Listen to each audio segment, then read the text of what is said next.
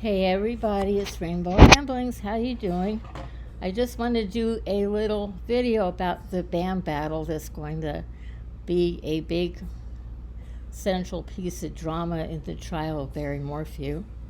I'm a little bit worried because Judge Amanda Hopkins, I call her I'm hot for Barry, Amanda Hopkins, she seems to make rulings wildly in favor of Barry. They're utterly unfair.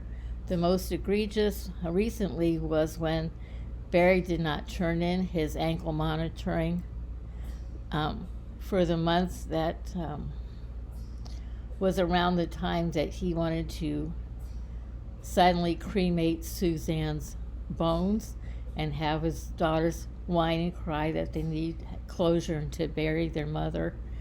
And he didn't turn in his ankle monitoring, and that normally would be grounds for immediate arrest and return to jail until trial. She did nothing about it. So the BAM is central to the conviction of Barry Morphew. I hope to God she doesn't pull any shenanigans about that. In court, Barry's going to try to, he's going to try to keep as much out before trial. He's going to, through the voir dire process or interviewing jurors before they're selected to serve, he's going to try to weed out the ones that are sympathetic to the BAM evidence. But once it's erupting in court, he's going to try to say, the chain of custody was broken. You can't rely on the evidence. The labs weren't reliable. It's junk science. Yada, yada, yada. And although the jury will be very attentive, they'll be conscientious, they'll take notes. After so much haggling over science and numbers and chemical processes and procedures in a laboratory, eventually their eyes are going to glaze over. And when they're in the jury room, they're going to rely on their instincts and other pieces of evidence. And this is where I think the BAM evidence will be in favor of the state, and all of Barry's chest beating and challenging and his super experts he's going to try to put on the stand are going to be of no avail. Because let's think about it. Barry Morphew was a deer farmer, and for years he had experience with and access to BAM, and he was expert in using it. He actually took the BAM with him from Indiana to Colorado. So he had it in his home. He had a tranquilizer gun that you would use to fire the darts, although the one in his gun safe seemed to be broken. He had the darts for administering the tranquilizer. One of the caps was found in the dryer. He did admit that in April of 2020, a month before Suzanne died, he shot a deer in the breezeway of his home to take its antlers. And so he used the tranquilizer that he brought from Indiana supposedly to shoot a deer on his own property. And it's obvious that Suzanne was shot with BAM. They found metabolites, which are the signs of chemical being processed by the body, to be, digested like a medication. And it wound up in her femur, in her bones. And so it wasn't that she got BAM from being buried in a contaminated area and it leached from the soil into her bones. Her body actually was processing the chemicals that were injected into her body by a dart. And Barry admitted to having BAM. They couldn't find any in his garage. And he did say to investigators, I had some there, but I cleaned off my workbench area. I probably threw that away. And then when they asked him, where did you think you threw it away at? And he did say, it may have thrown it away in Broomfield. I really don't remember. So think about it.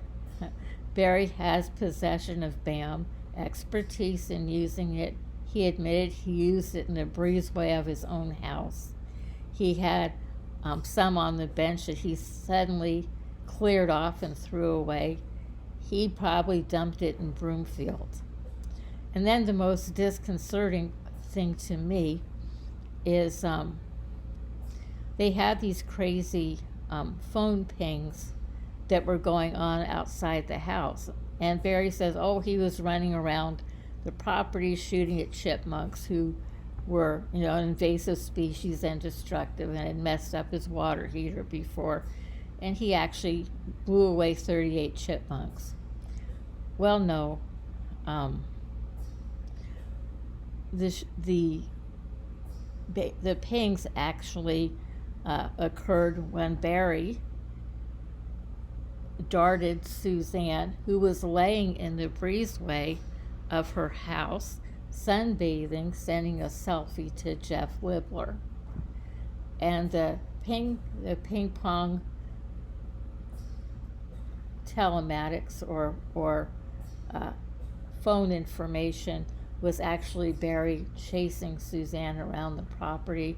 She was running to try to escape with her life, but of course, it's painful as hell to get darted, and the chemicals were taking effect in her body probably more rapidly than she thought, because she was panicked. She was in fight or flight syndrome. She was running for her life. This adrenaline was pumping through her body, probably speeding up the metabolism of the BAM, and she couldn't get herself to a safe place. And after chasing her around, oh my God, don't cry, Irene. After chasing her around, he did God knows what to her and murdered her. And they have the telematics to show he backed his truck up in the middle of the night, right up against the house where he could carry her body out and dispose of it. So Suzanne Morphew had cancer twice. She wasn't supposed to be able to have children, and she had Macy and Mallory. They were the light of her life, their absolute loves. And she poured her heart and soul into raising them, and by all accounts, she was a very good mother, and she, did a good job raising her daughters. But her cancer came back for the second time when her battles with Barry and the disintegration of her marriage was at a critical stage, and she basically told Barry, I can't heal and I can't get better and fight off this cancer if you're here.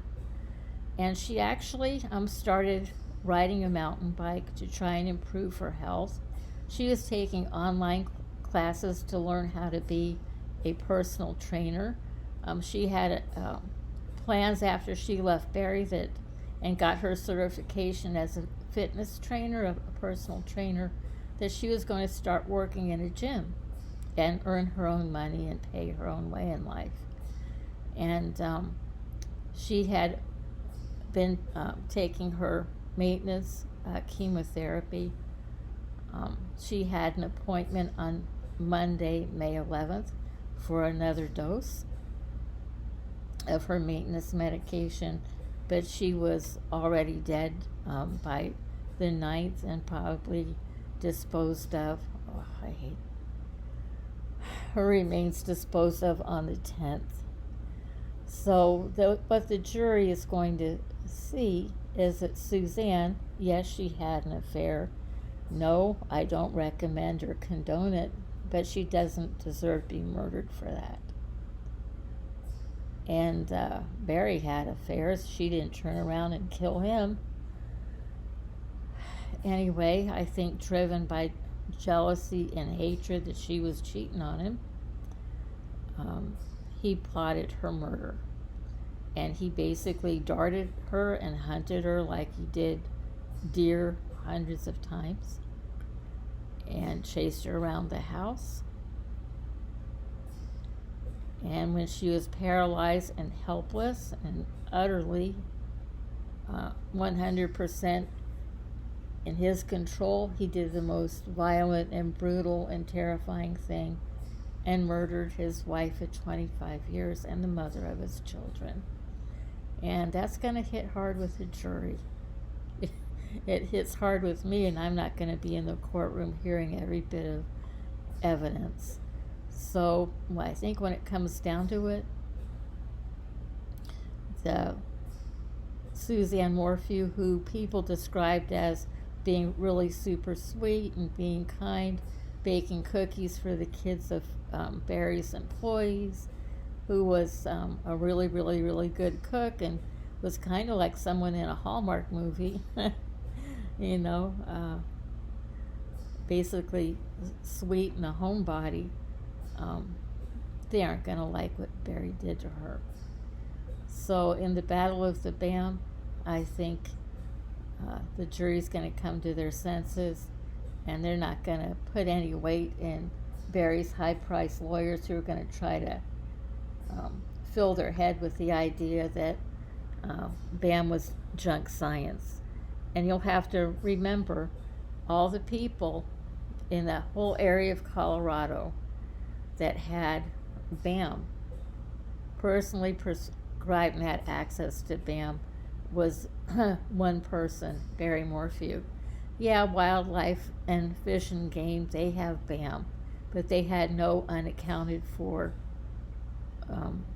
vials. Anybody that was a veterinarian, none of their BAM was unaccounted for. So the only private individual that had access to BAM and actually possessed it in that whole area of Colorado was Barry Morphew.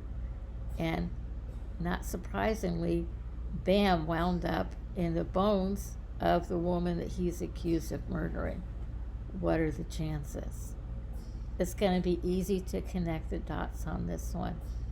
And jurors are people, they have hearts, and they're going to love Suzanne Morphew, like all of us love her and have been praying for justice for her since May of 2020.